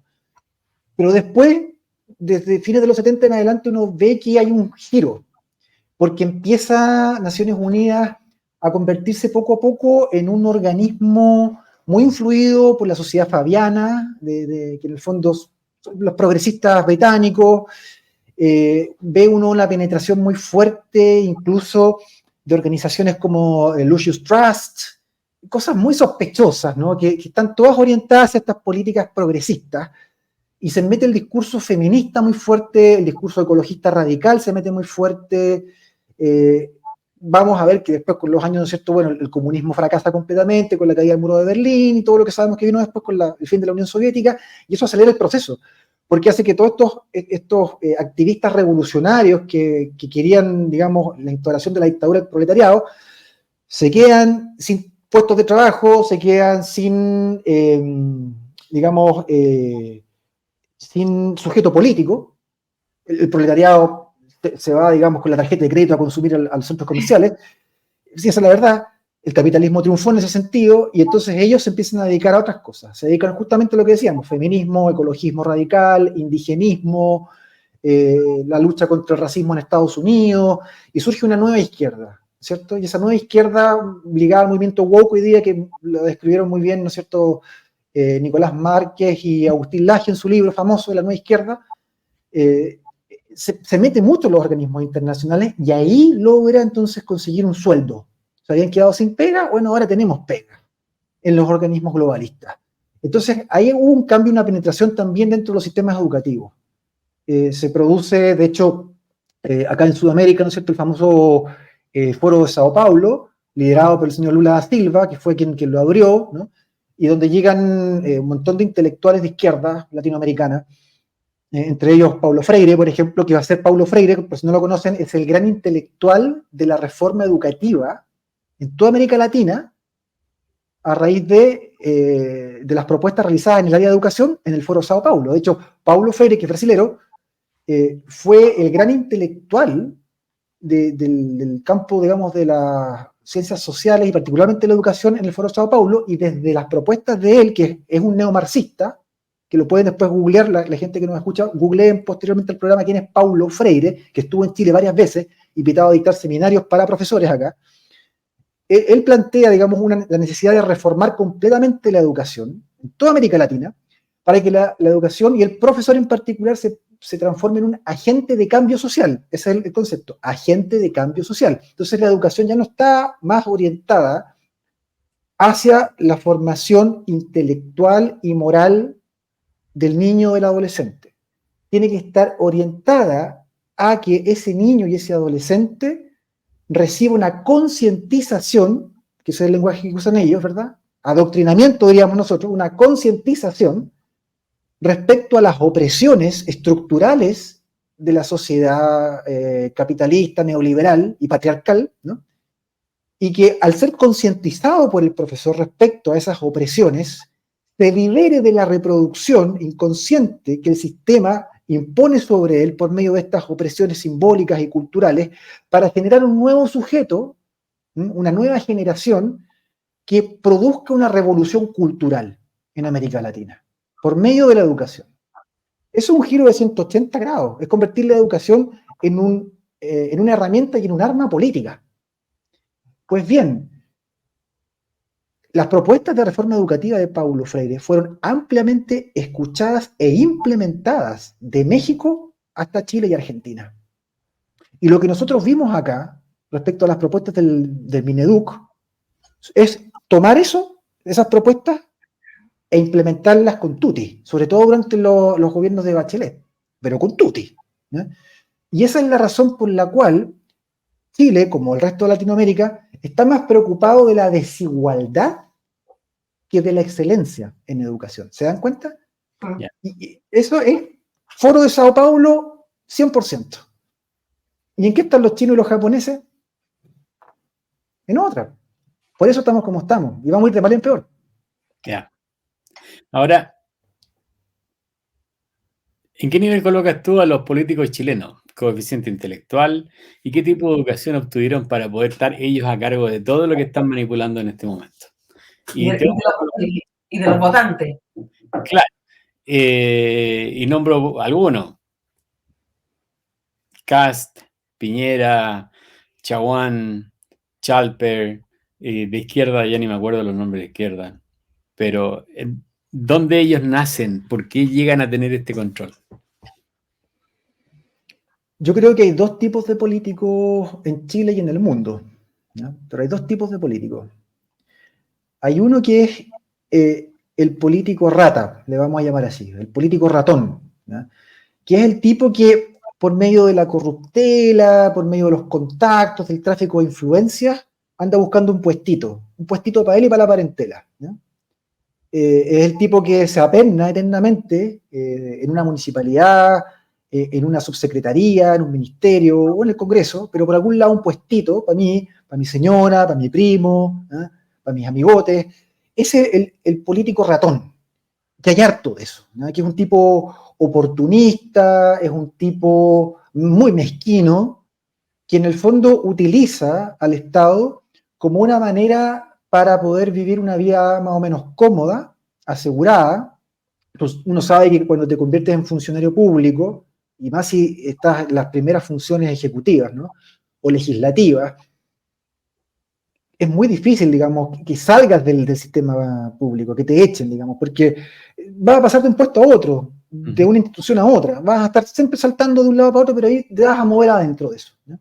Entonces es el político ratón. Y ese político ratón es un individuo oscuro, muy gris, que es como una suerte de sanguijuela, como un parásito del Estado, ¿no? Pero después hay otro tipo de político, que es menos numeroso que este, porque estos son la mayoría. El otro grupo más reducido, pero yo diría más peligroso incluso que el anterior, es el político sociópata. El sociópata, ¿ya? Y el sociópata que ya no es un oportunista, no es un aprovechador, sino que es un tipo calculador. Es un tipo frío, que sabe muy bien lo que está haciendo, manipulador, seductor, mentiroso, compulsivo, que en el fondo aspira a mucho más que solamente el puestito para mí y para mi parentela. Ese sociópata aspira al poder totalitario, hegemónico, ojalá absoluto, ¿no?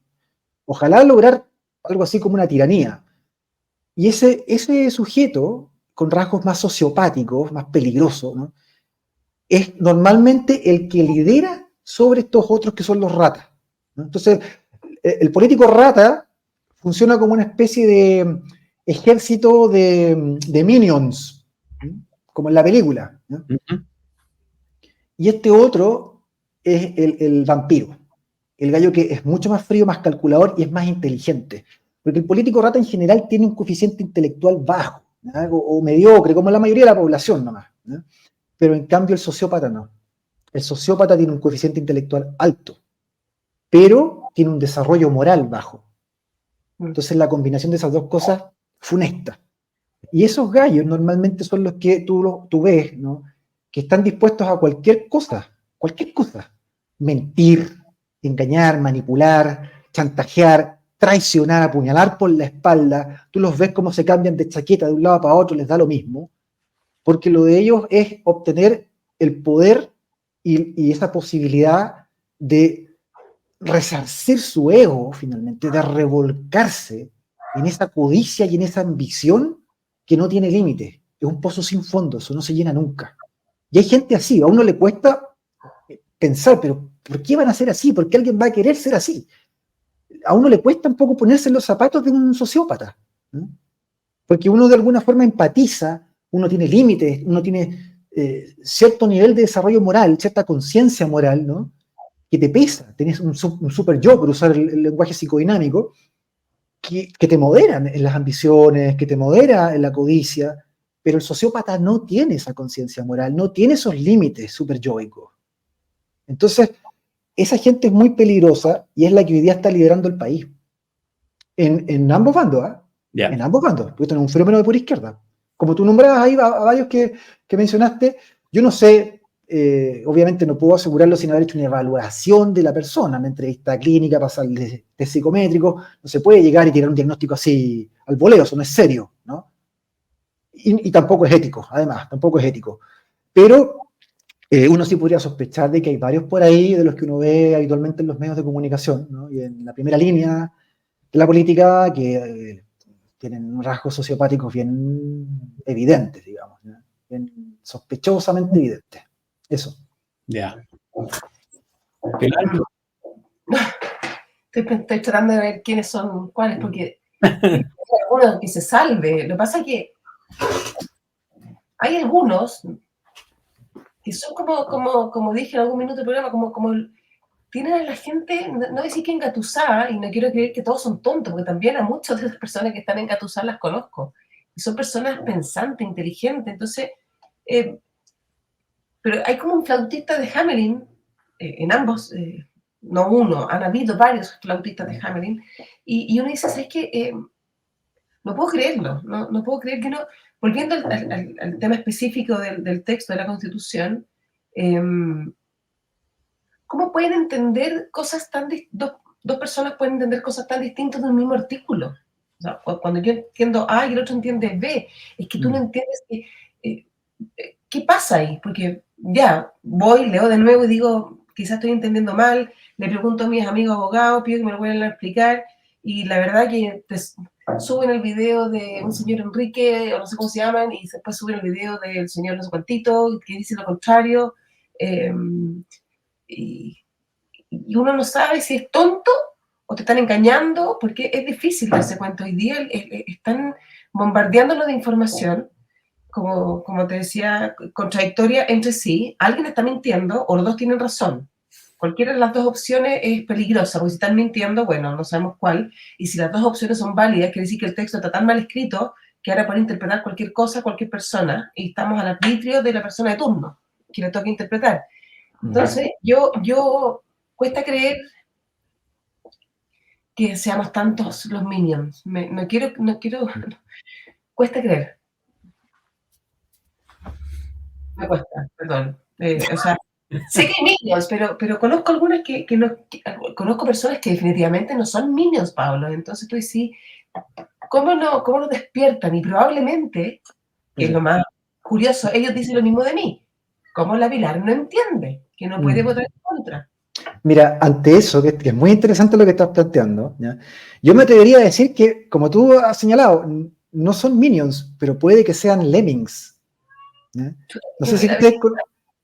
No, los lemmings son unos animalitos, lemmings son unos animalitos que están en las islas del norte de Europa, que son como unos cuyes, se parecen a los cuyes, ¿ya? A los cuyes peruanos, parecidos, y se reproducen por montón. Entonces llega un momento en que son tantos que ya no hay comida, están dejando la crema en el ecosistema, que les da una locura, y de repente parten todos juntos en la manada, así, miles y miles de lemmings, y se lanzan, se suicidan, se tiran por los riscos, porque viven en unos acantilados, y se tiran por los acantilados a las rocas, y se matan todos juntos y eliminan la población, ¿ya? De repente, digo, puede que haya mucho en Chile lemming, o sea, de gente suicida, digamos, que no se da cuenta, y que colectivamente está atrapado en una cosa, todos juntos, y se tiran por el precipicio y no se dan cuenta.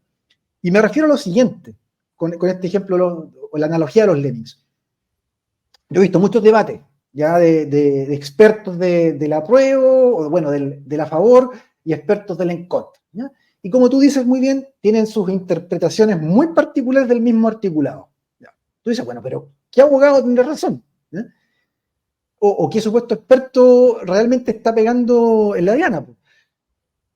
Y la cuestión es que, siendo el texto, todo texto jurídico, algo interpretable, yo me planteo lo siguiente, digo, bueno, pero ¿qué sacamos con armar tremendas guerras de interpretación en YouTube, en los canales, en las redes sociales? A veces he visto debates por WhatsApp en los grupos, terribles, ¿no? Yo lo he dicho ahí mismo, digo, pero déjense de plantear sus interpretaciones de los artículos, si no son ni los de un lado ni los del otro los que van a decidir qué significa el artículo. Los que van a interpretar eso correctamente, entre comillas correctamente, son los jueces zurdos, son los jueces infiltrados en la cúspide del Tribunal Constitucional y de la Corte Suprema.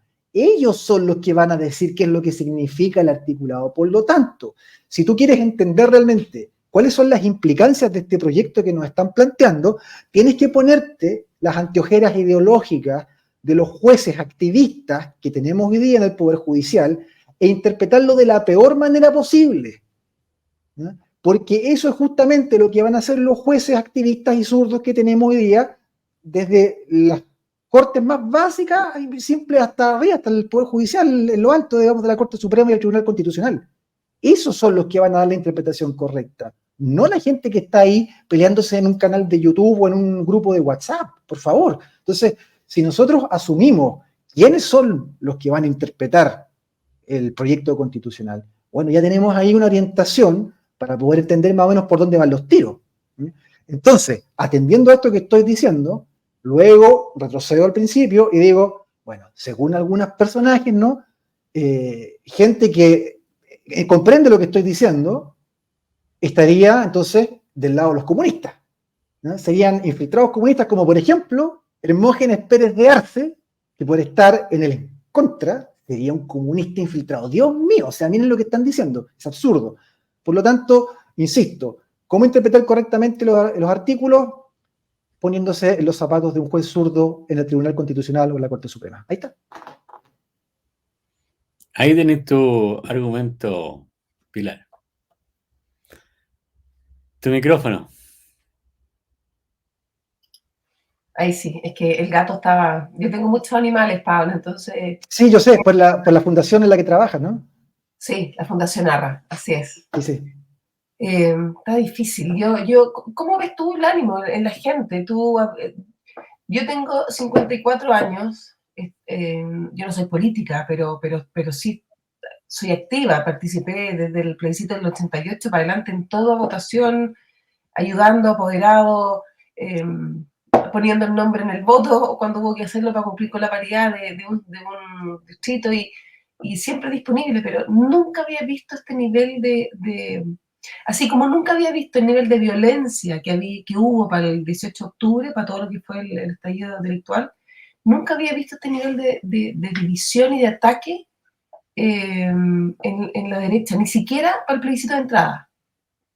Lo vi un poco entre Sichel y Kast, en que también era como, ¿cómo es posible que vayas por Kast? Y ahora esas mismas personas son las principales defensoras de Kast, es como bien curioso. Y yo vuelvo a ser la mala de la película, pero está demasiado exacerbado y vuelvo, hay mucho miedo, cansancio, no es racional lo que está pasando. No, no lo es. Ciertamente que no lo es. Y vuelvo un poquito a lo que había dicho en un comienzo, ¿eh? Yo pienso que la fractura social vía tribalismo explica mucho de esa irracionalidad que tú has observado. Y que estaba por todas partes. En su momento la izquierda también vivió lo suyo, ¿no es cierto? En el proyecto constitucional anterior también hubo ahí, yo vi, digamos, cómo se sacaron los ojos entre ellos, y sobre todo los que, bueno, como Christian Banken, por ejemplo, que se fueron, digamos, por el rechazo y los querían prácticamente fusilar, porque es una traición, digamos. Y aquí está pasando un poco lo mismo a la inversa. Y pienso, por ejemplo, el efecto que tienen las redes sociales, porque, de nuevo, esta cuestión está muy atravesada por eso, muy atravesado. Porque estas batallas y estas sectas, llamémoslas, estas sectas políticas y estas fracturas dentro de los sectores, se producen gracias a los algoritmos y a la manera en que nos comunicamos vía redes sociales, vía Internet. Entonces, esa cuestión está todo el rato estimulando el circuito de recompensa dopaminérgico, la dopamina dentro del cerebro, generando adicción a las redes sociales. La gente además está siendo víctima, diría yo, de una fragmentación de la atención y de una distracción permanente de las redes sociales, ¿no? Y esa hiperestimulación del circuito de recompensa y de la dopamina en el cerebro, lo que se sabe en neurociencia es que va deteriorando o empobreciendo tu desarrollo neurológico en el lóbulo frontal, tus redes neurales frontales, ¿ya? O sea, el lóbulo frontal, acá, frente, en la parte delantera del cerebro, está encargado de todas las funciones ejecutivas superiores y de las funciones, digamos, de control volitivo, del control de la represión de los impulsos. Y hay dos grandes instintos, dos grandes pulsiones básicas, ¿no? Que las compartimos con el resto del reino animal, que son el impulso sexual y el otro el impulso agresivo. O sea, sexo e ira, básicamente, ¿ya? Y el desarrollo del lóbulo frontal lo que permite es que tú, por medio de la voluntad y por medio de la conciencia, seas capaz de regular esos dos instintos primarios. Y por esa razón es que nosotros no andamos violando gente, no andamos teniendo sexo en público, ¿no es cierto? Nos regulamos, ¿no? Y por la misma razón tampoco llegamos y explotamos, decimos groserías, le pegamos a alguien con el que no estamos de acuerdo. Se supone que el desarrollo del lóbulo frontal, ¿no?, permite entonces que tú tengas una conducta socialmente aceptable.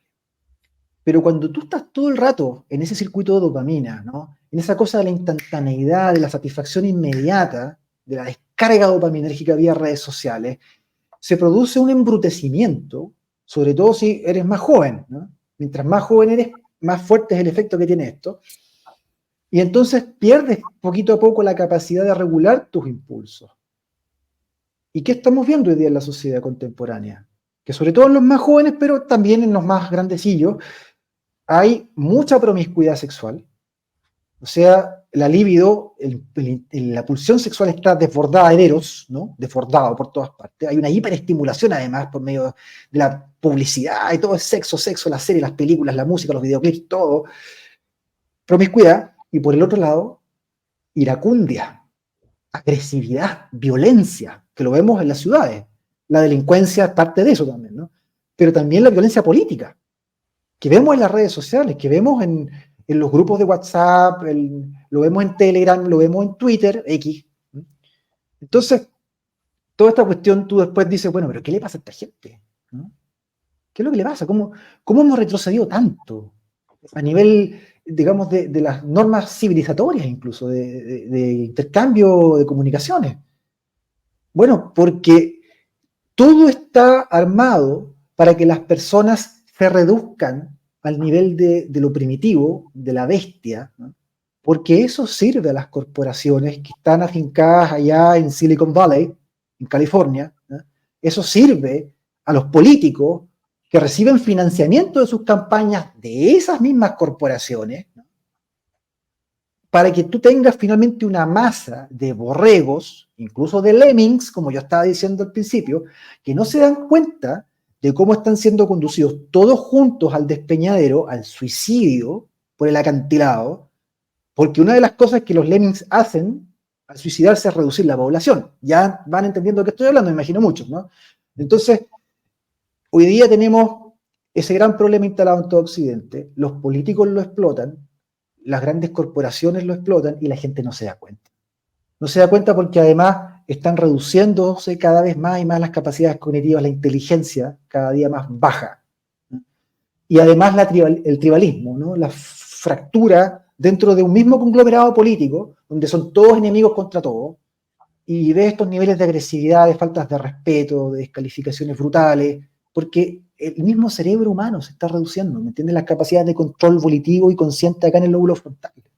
Está todo armado para que ocurra este fenómeno. Qué otro. Qué Sí. terrible. Qué terrible. Somos un eterno experimento, atroz. Qué terrible. Bueno, mira, ahora te voy a mostrar un video yo de los únicos que están contentos en esta época. Dura 2 minutos. Hey yo, Big Wave.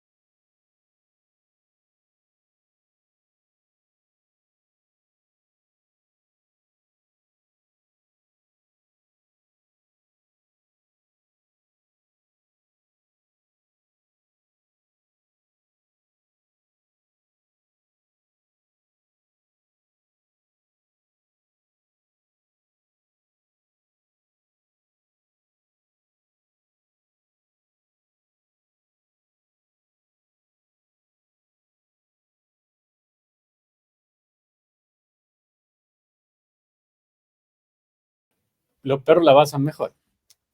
Es muy notable lo que hacen en la fundación, de verdad, súper loable. Sí, La Pilar está muteada. la Pilar está muteada. Me automuteé, ya me automuteo. La verdad, Pablo, que es de las cosas que a mí me han traído así como felicidad máxima, el tema de los perros. Sí, Sí, porque son espacios de sanidad también. Pues.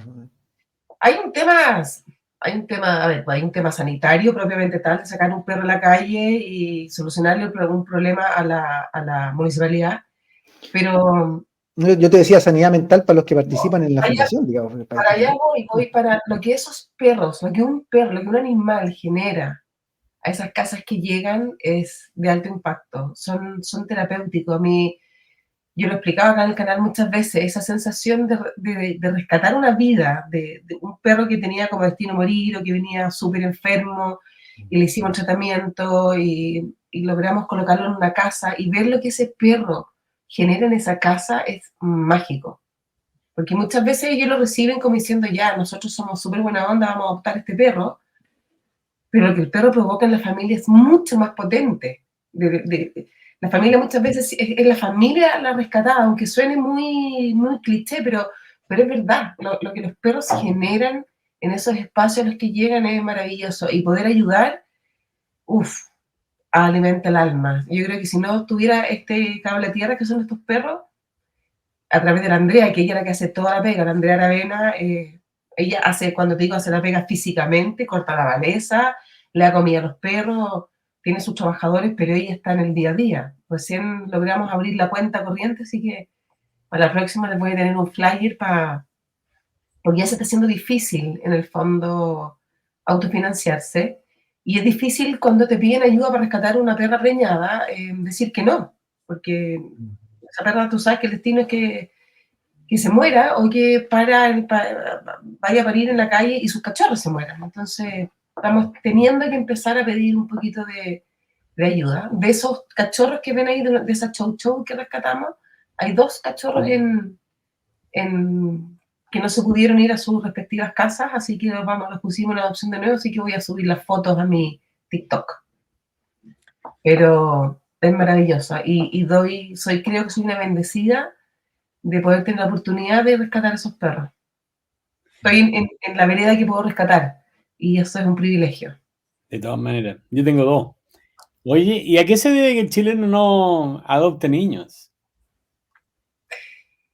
Tengo amigas que trabajan en fundaciones que acogen mujeres embarazadas, pero no sé, yo creo que en algún minuto que conversé el tema, tengo 2 amigas que trabajan y es un poco un mito. Lo que pasa es que yo creo que el sistema de adopción, que no soy experta en el tema, es un mito que cuando salió todo el tema del aborto, y era lo ridículo, que yo no puedo opinar del aborto si no estoy dispuesta a adoptar un niño en el Sename, es como absurdo, porque además es asumir que todo niño que está en el Sename es un niño que habría sido abortado, y eso lo encuentro de una dureza, de una discriminación inaceptable, cuando hacen esas analogías y esos ejemplos. Hay mucha gente queriendo adoptar, pero no siempre se puede, no dan las facilidades, no. Hoy día lo que sí hay mucho, me ha tocado escuchar de más familias que son familias de acogida, de mamás que entran a tratamiento y entregan a estos niños familia acogida, pero que vuelven a sus familias nucleares, de origen. Yo no me manejo mucho en el tema de adopción, soy honesta, entonces no opino. No sé si es tan así que en Chile no se adopte, yo creo que sí se adopta. Bueno, ojalá, porque hay harto cabro que lo necesita, muchos niños, muchísimos niños. Así es. Pablo, para ir terminando ya, danos tu visión de cómo va a terminar todo esto, no si es que gana una opción o la otra, sino cómo va a terminar esto, Chile, el 18. ¿Qué Chile nos vamos a encontrar el día 18 de diciembre? Un Chile que ya no tiene respeto por las leyes ni la Constitución. Un Chile que ya es capaz de traicionarse a sí mismo, de apuñalarse a sí mismo una y otra vez, sin ningún pudor. Y lo digo porque independientemente del resultado del plebiscito, ese 18 al día siguiente, vamos a tener el resultado de un proceso ilegal e inconstitucional al haber violado el artículo 142 de la actual Constitución que nos rige y haber implementado luego de esa violación un plebiscito y un proceso constituyente sin plebiscito de entrada, sin consulta ciudadana. O sea, hecho por un puñado de 8 personajes bastante siniestros que a puertas cerradas montaron una repetición que nadie quería, porque fue el 62% del país el que le pegó el portazo a esta cuestión. Y entonces, después del plebiscito, se ratifica por la misma participación ciudadana que Chile es un país que se traiciona a sí mismo, que tenga o no tenga un nuevo proyecto constitucional, nadie lo va a respetar, porque no se respeta esta constitución, tampoco se respeta la siguiente, porque tampoco se respetó, digamos, la voluntad popular. Los políticos hicieron igual lo que quisieron, armaron este proceso espurio, y la verdad es que, por lo mismo, debido a lo que estoy diciendo, lo confieso públicamente, no tengo ningún problema en decirlo, yo voy a votar nulo. Nulo. Voy a rayar las 2 marquitas, porque considero que desde el punto de vista ético, y por ser fiel y coherente con lo que estoy diciendo, con lo que yo siempre afirmé desde que se montó este tinglado, yo no voy a validar ninguna opción, por la razón de que este proceso es ilegal, inconstitucional y espurio, absolutamente espurio. Así es que yo creo que ese día vamos a tener un país aún más desvinculado de sus propios compromisos, de los compromisos consigo mismo, con el respeto y observancia estricta a sus propias leyes, a su propia constitución, independientemente de que se apruebe una nueva. Si hubiese una nueva, vamos a seguir con la misma calidad humana de políticos y de pueblo que vota, ¿no? Al día siguiente la votación no va a cambiar a los políticos, no va a cambiar al pueblo votante, vamos a seguir siendo igual de rastreros, igual de traidores con nosotros mismos, igual de mentirosos, de falsos, de hipócritas, y por lo tanto el país que se viene para adelante es un país que pierde aún más todavía el respeto que se debía a sí mismo, toda vez que ha cruzado todos los límites posibles y ha montado una repetición de un proceso que ya se había concluido, violando el respeto a la democracia y a las leyes. Eso es lo que vamos a tener. Yo pienso lo mismo, y la opción nulo, fíjate que está creciendo bastante, ¿eh?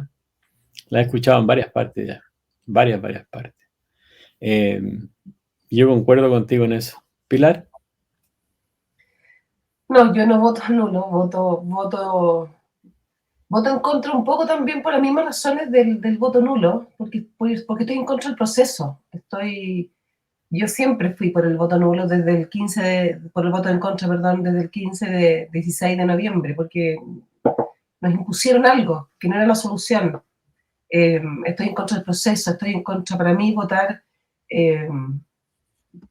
a favor es votar a favor de la violencia que da origen a este proceso, es votar a favor de un texto que no me gusta, es votar a favor de entregarle a quienes quemaron Chile lo que querían, que puede que no sea el texto que quieren, pero es lo que pidieron.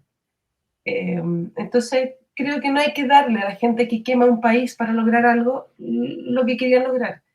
Espero encontrar un Chile, no sé cómo va a amanecer el Chile el 18.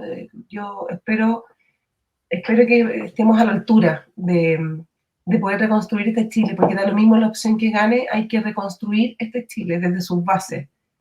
Y no va a ser fácil, porque están las bases súper fracturadas. Está complicado el tema, fíjate que yo he ido pasando por etapas. Primero contestando fuerte, después tratando de contestar con mucho argumento a los ataques y contestando después los ataques, no pensando en la persona que está atacando, sino pensando que van a haber 10, 20, 30, 40, 50 personas que van a leer mi respuesta y por lo tanto no quiero desperdiciar la oportunidad. Y hoy día estoy en la opción de que, bueno, yo también voy por el contra y trato de que no me salpique la gente que tiene problemas grandes en la cabeza y que lo único que hacen es atacar. No sé si va a llegar el 17 y después el 18 si ya uno ya está listo, esto se acabó, sigamos para adelante. No creo. Yo creo que esta cuestión sigue adelante el problema de Chile, tal cual tú lo dices, Pablo, no se soluciona en esta votación. ¿No sabes cómo se soluciona? Se va a solucionar el día en que retomemos el sistema educativo y hagamos una reforma para que no solamente logremos excelencia académica, que es un elemento, pero hay otra cosa más importante todavía del sistema educativo. Tengamos un modelo de desarrollo moral del hombre. Un sistema educativo orientado al desarrollo moral de las personas, que forme ciudadanos de bien, que forme gente virtuosa, en el amplio sentido de la palabra. Ese día, cuando podamos generar unas 2 o 3 generaciones orientadas a ese modelo de desarrollo moral, entonces vamos a poder realmente reformar el país de fondo. Y vamos a tener una nueva clase política, además, a partir de esa reforma moral. Ya. El único problema que yo le veo a eso, que es lo que me preocupa, es que quienes estaríamos dispuestos a impulsar un cambio así en 3 décadas más o 3 generaciones más, ya no vamos a estar. Y todo ese cambio va a quedar en manos de las personas que lamentablemente no están ayudando a que las cosas cambien. Es terrible, te digo la verdad que es terrible. Esperar lo mejor ahora para el 18 y seguir dando la pelea pues, hasta que se pueda, no, pues, si no queda otra. Sí, No queda morir otra. con las botas puestas. Sí, hay que seguir luchando porque no podemos pretender que vamos a cambiar el país nosotros, ¿me entendí? Pero por lo menos de una u otra manera influenciar en un grupo, que es lo que importa y que ojalá que eso quede. Una de las cosas que yo, fíjate que he visto y no sé si tú te has dado cuenta, que después del octubrismo y del Tratado por la Paz y después de la pandemia, por alguna razón hay más jóvenes involucrados en política y con un pensamiento un poco más propio. No sé hasta qué nivel, cuán grande será ese número, pero veo en la gente, y cuando yo estuve ahora en Chile, que no tuve tiempo de ir a ver, porque fue imposible, no veo que la gente de a pie está más clara que la gente que anda en auto. Sí. Sí, es verdad, tú lo has dicho, tal cual. ¿Ya? Es increíble, es Sí. increíble. Hemos tenido una tremenda audiencia hoy día, te digo que muy buena en todas las redes sociales. Yo Anthony, quiero tomar un punto de lo que dice Pablo con respecto a lo moral, que creo que tenemos que empezar nosotros también a forjar el carácter para castigar también lo amoral, porque de repente hablamos de lo moral, pero no estamos dispuestos a castigar al que no cumple con esa moral, y creo que en eso también hemos fallado mucho. Tenemos Sí. este mismo proceso, bueno, pero ¿qué te importa si ya está, ya fue, ya nos pasaron por encima, y aguantamos mucho, castigamos poco, o castigar no me refiero a castigar, pero aceptamos al que hace el chanchullo, aceptamos al que lo aceptamos normal. el chiquito. Entonces, no basta con ser buena persona, no basta solo con ser buena persona, hay que rodearse de buenas personas y castigar al que no lo es. Y nosotros como sociedad no castigamos al que no es buena persona. Así es. Lo punitivo también tiene un rol que cumplir, bien importante. Y con cognitivo, ojalá cárcel, para que tenga menos cárcel, pero si yo tengo un amigo que fue chueco, Sí. yo no debiera seguir siendo amiga de una persona que... Se lo extirpa. Y Se lo no, extirpa. pero nos cuesta, porque tenemos el miedo que al extirparlo a él, nos extirpen los que van con él. Es A el mí, precio de pagar, es el precio de la virtud. a mí no me Bueno, preocupa, yo me lo saco de encima. no es solamente el moral, yo lo veo mucho en los niños, por ejemplo, en que los cabros chicos son de un nivel de bullying, y uno dice, pero ¿cómo vas a invitar a este personaje?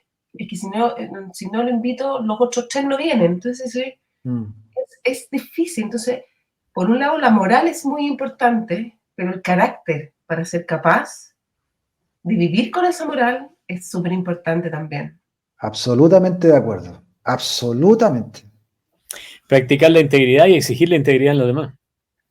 Sí, pero el carácter y forjar el carácter, ese niños fuertes que sean capaces de defender sus convicciones.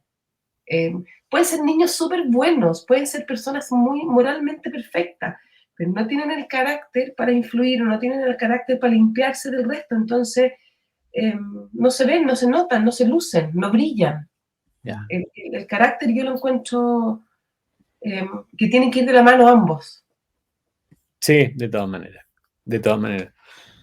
Bueno, Pablo, nuevamente, muchísimas gracias por estar con nosotros. Pilar no te conocía, yo creo que se lleva una muy buena impresión. Espero, yo me llevo una muy buena de él. No, Sí, totalmente, totalmente. no. Ojalá nos volvamos a topar otra vez. Vamos a hacer programas posteriores al plebiscito donde vamos a analizar justamente lo mismo, po.